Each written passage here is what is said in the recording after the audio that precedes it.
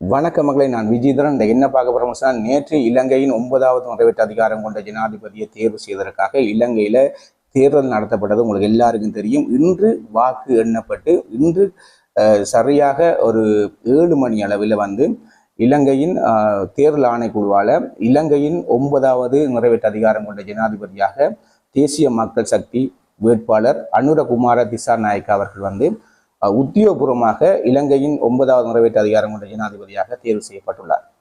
உங்களுக்கு எல்லாருக்கும் தெரியும், இதுவரைக்கும் இலங்கையில் நடந்த ஜனாதிபதி தேர்தல்களிலிருந்து இது மிகவும் வித்தியாசமானது. இந்த 2024ஆம் ஆண்டு நடந்த தேர்தல் ஏன்னு சொன்னா, இலங்கையில ஏகப்பட்ட வேட்பாளர்கள் களத்தில் இருந்தாங்க. அதுலேயும் கணிசமான ஓட்டை பெற்று கௌரவ ஜனாதிபதி அனுரகுமார திசாநாயக்க வெற்றி பெற்றிருந்தார். அதுல குறிப்பா என்னன்னு சொல்லணும்னா, இலங்கையில இருக்கிற அனைத்து பகுதிகளிலையும் கணிசமான ஓட்டுகளை பெற்றிருந்தார். மொழி பேதம் இல்லாம, சமய பேதம் இல்லாம கணிசமான ஓட்டுகளை எல்லா இடத்துலையும் பெற்றிருந்தார்.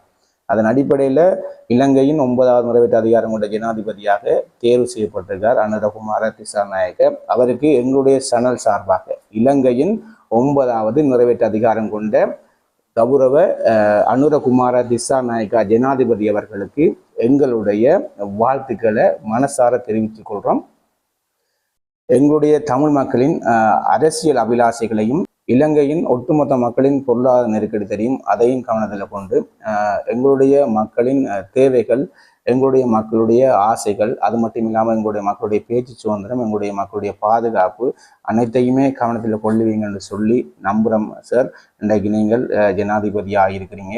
தொடர்ந்து எங்களுடைய மக்களுக்காக உங்களுடைய பணியாற்றுவதற்கு எல்லாம் வல்ல இறைவனை பிரார்த்திக்கிறோம். உங்களுக்கு நல்ல உடல் சுகத்தையும் நல்ல பலத்தையும் இறைவன் தருவார்னு சொல்லி நம்புகிறோம்.